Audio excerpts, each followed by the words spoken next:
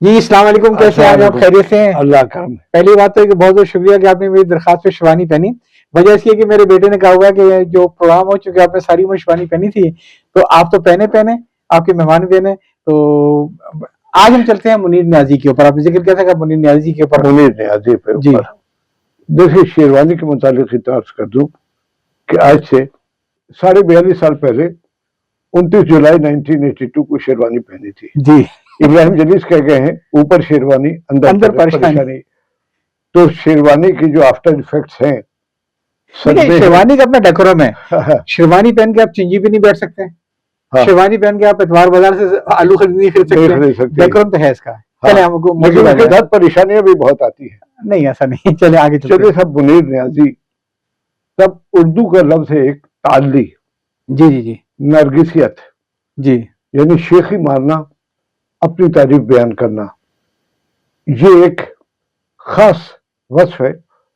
کہاوت ہے اپنے منہ میاں مٹھو بننا۔ جی بالکل۔ تو یوں تو اس وبا کے شکار بے شمار لوگ رہے ہیں اردو کی تاریخ میں، لیکن پچھلے 70 سال میں یہ خوبی چند شاعروں میں پائی جاتی ہے، لیکن ان میں منفرد اور ہر معیار سے بلند ترین سطح پر منیر نیازی ہے۔ منیر نیازی بلا شبہ اردو کے منفرد شاعر ہے۔ اردو کے علاوہ پنجابی میں بھی انہوں نے شاعری کی ہے، لیکن اس کا کیا کیا جائے کہ وہ اس خوبی سے، نرگسیت سے سر سے پیر تک آراستہ ہیں۔ یوں کہا جائے تو غلط نہ ہوگا کہ گردن تک ڈوبے ہوئے ہیں۔ دیکھیے ان کے کئی اشعار مشہور ہے۔ ایک اور دریا کا سامنا تھا منیر مجھ کو، کیا بات ہے نا، ایک اور دریا کا سامنا تھا منیر مجھ کو، میں ایک دریا کے پار اترا تو میں نے دیکھا۔ ایک اور شعر ہے، خیال جس کا تھا خیال میں ملا مجھے، خیال جس کا تھا خیال میں ملا مجھے، سوال کا جواب بھی سوال میں ملا مجھے، عادت ہی بنا لی ہے تم نے تو منیر، جس شہر میں رہنا اکتائے ہوئے رہنا۔ واہ واہ واہ واہ واہ۔ ایک اور بڑا خوبصورت شعر ہے، صبح کاذب کی ہوا میں درد تھا کتنا منیر، ریل کی سیٹی بجی اور دل لہو سے بھر گیا۔ بہت عمدہ بہت عمدہ۔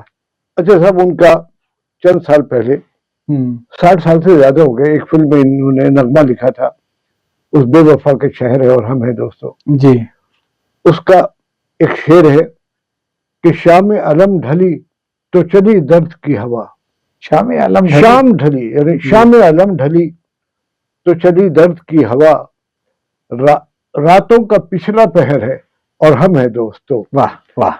یہ وہ چند اشعار ہیں جو منیر نیازی کو اردو میں جی ہمیشہ زندہ رکھیں گے۔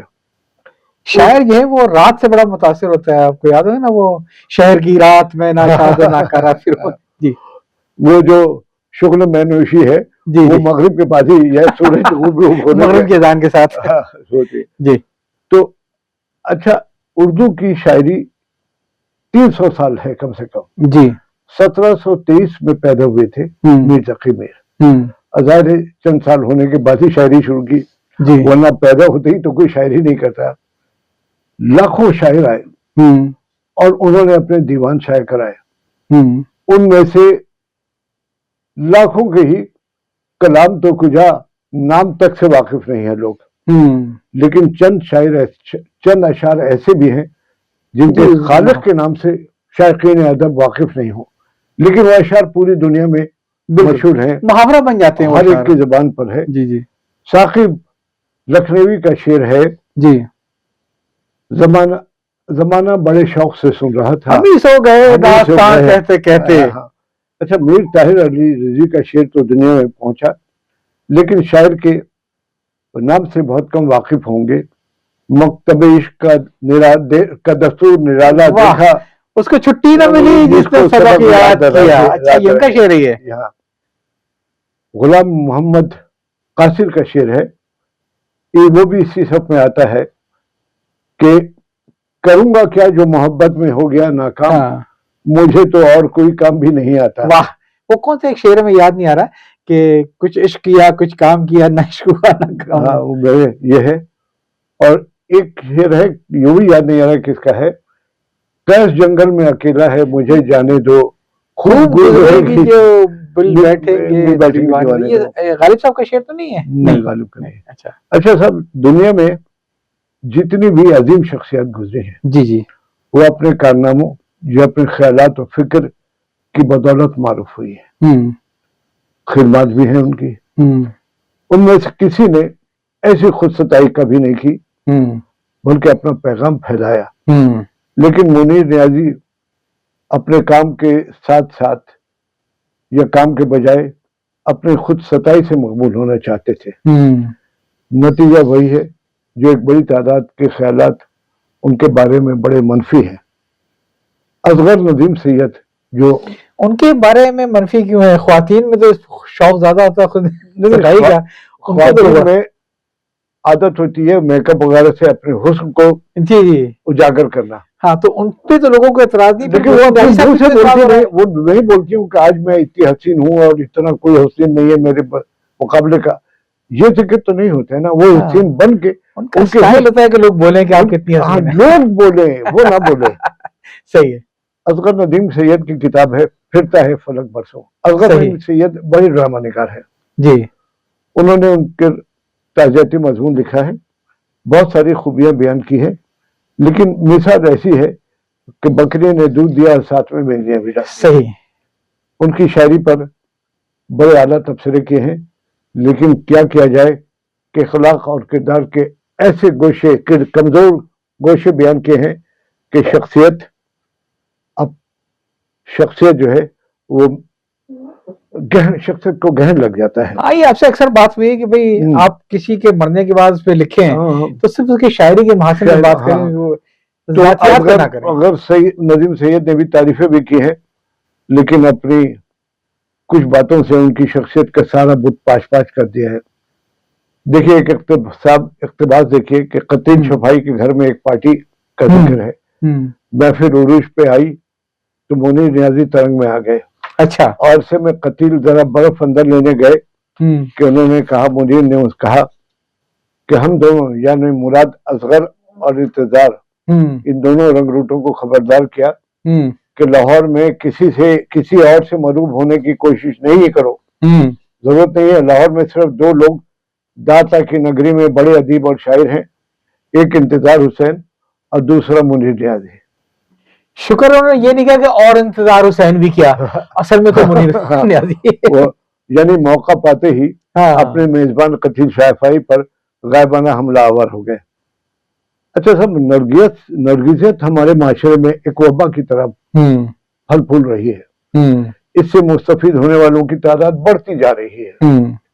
अब हम मारूफ शायर, अदीब और मुहक्किक अकील अब्बास जाफरी जी जी के एक इंटरव्यू की तरफ आते हैं जो दुनिया अदब की जुलाई 2012 के शुमार। आई होप वो नरगिसियत से शिकार नहीं है अकील साहब। नहीं, अकील साहब से मेरी कोई 14-15 साल से मुलाकात। जी, मैं भी उनकी न्याज़मंदों में से हूँ और मैं ऐसी कोई खूबी उनमें नहीं देखी। खूबी को ऐसी कोई खराबी मैंने उनकी मैं खूबी को इन्वर्टेड मैं भी उनका मतलब है, लेकिन ऐसी कोई खराबी उनकी नहीं देखी मैंने। वो जो नरगिस अदब जुलाई 2012 के शुमारे में है, उससे पूछा गया कि हमारे उन नरगिसियत शायर आपकी निगाह में कौन कौन है। उन्होंने कहा हमारे अहद में सबसे नरगिसियत ज़दा शायर मुनीर नियाजी है। वो 3 मरतबा पीटीवी के प्रोग्राम कसौटी में आए और तीनों मरतबा अपना ही नाम बुझवाया।